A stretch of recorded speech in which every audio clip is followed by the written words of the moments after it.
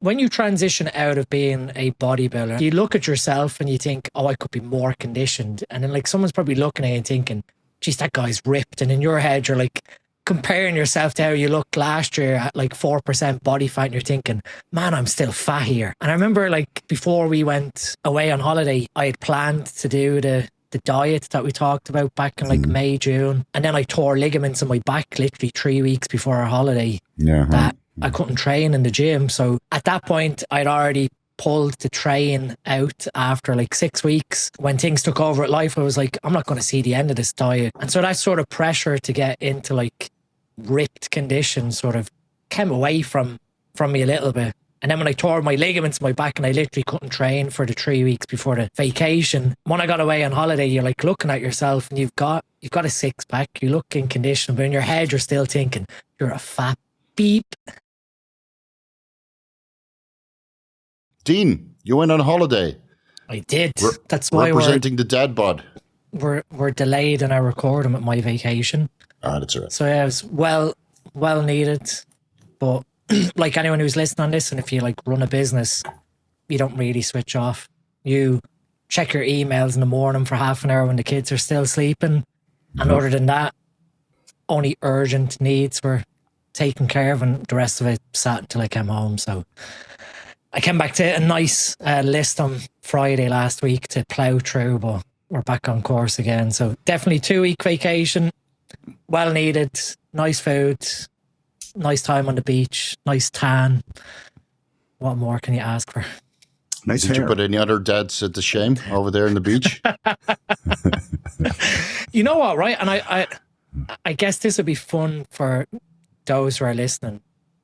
When you transition out of being a bodybuilder, and I've done this before with my retirement in 2022, but like this time I am mentally, that's it, it's the end of competitive bodybuilding. Sure.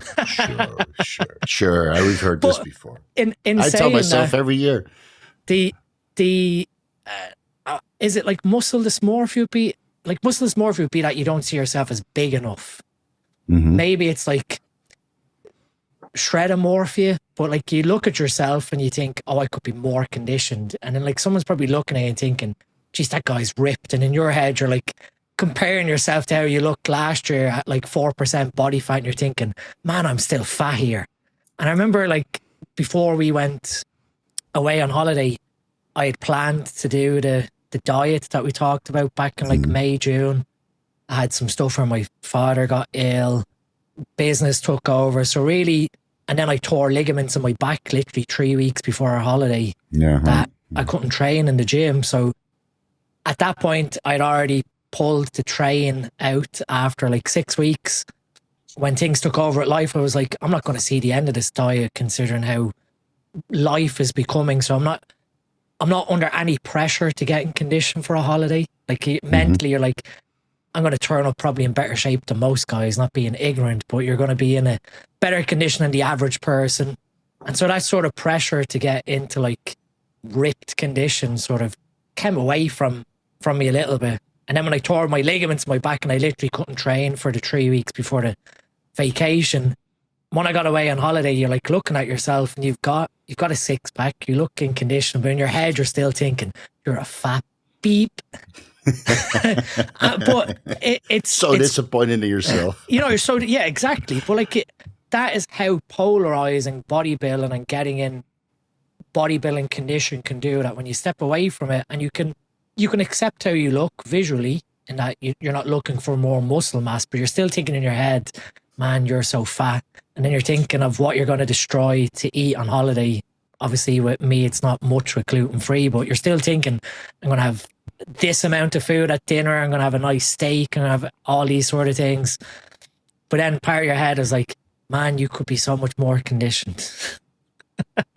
You just got to ask the wife if you look good enough. If she says, don't worry, you're still fuckable, then it's okay. Exactly. You know? Exactly.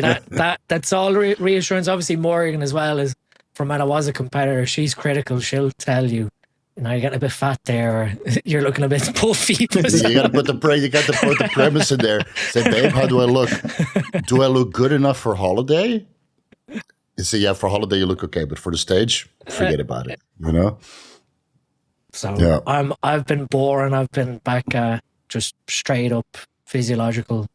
I've got nothing with everything going on. I've got barely enough time to try and train at the moment. So again, it's just a matter of trying to fit a couple of sessions in training at the moment for me. And my back, one of the things that the ligament tear in my back caused was the nerve running from L4 down my leg was irritated. Literally the most stupidest injury you could think about. I went to pick up a plate from a weight tree with a straight back and a curved back. I reached over to pull the plate off the tree and all I felt was my hip go click clunk, and when I stood up I was like, oh, that wasn't right. And so I basically like self-adjusted my hip and moved my hip to the right, and so the ligaments between L4 and the sacral iliac ligaments, they got torn. Luckily, between Morgan, Martin, the guy who I see, and then we've Dr. Lauren, she's a chiropractor beside SN Hub. She adjusted me, but she was like, you really put your hips out of alignment with just lifting that plate. Like, you've basically self-adjusted yourself the wrong way. And that's lifting a plate. I literally walked into the gym to start deadlifts. First plate lifted, and the guy beside me, when I lifted the plate off, he looked at me and he's like, that didn't look good. And I'm standing there, my brain is trying to register what I'd done, because obviously it's not like when you tear like a muscle, or you, I guess you do something with like your QL, or you sort of cause a muscle spasm, it's a different feeling. Or one of your muscles locks up. This was like my brain was trying to figure out what the hell had happened, with like this electric sensation ran up my leg. My spine just felt like it wasn't in the right place. So you went straight home, or did you finish your workout? I went straight home. Yeah, okay. I went straight home, and we were supposed to go to a kids concert event in Belfast that we'd booked.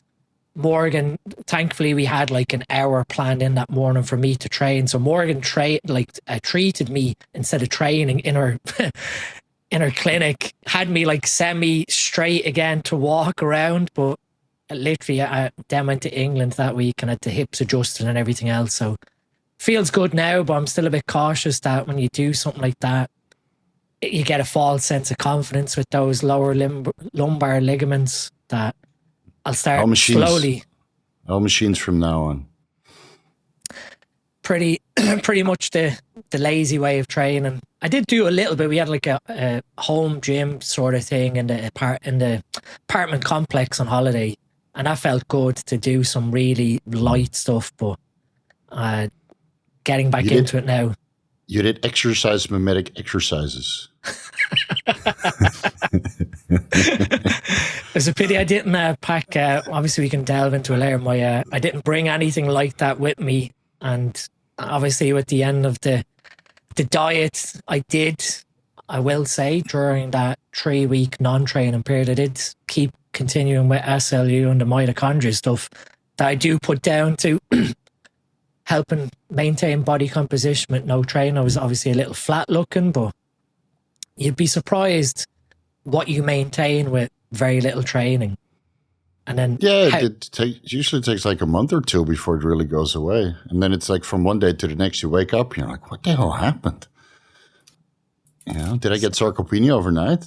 Well, it's with chemicals in place with natural people, there's been a bunch of studies to show how fast you lose it. There was a group, they did a study, they had people exercise for 12 weeks. They gained obviously various amounts of tissue, right, depending on their genes, all natural. Then they had half of them stop lifting for 10 days. The group who stopped lifting for 10 days lost all of the tissue they gained for those 12 weeks. So 3 months of training gone in 10 days. That's without drugs. So atrophy occurs. Atrophy, and this is one of the reasons why a bro split doesn't work outside of being enhanced, because the atrophy effect, right? So you got about 2 days where it's ramped up, and then it goes right back down. So if you hit chest every Monday, you're literally doing 2 steps forward, 1.5 backwards. That's why natural guys don't grow doing that stuff. No, right? That's why push-pull legs or some sort of overlap training works a lot better. Frequency is much more important than volume. I remember when I broke my leg in a motorcycle accident, and then by the time I flew home from Thailand to Holland, my leg was half the size.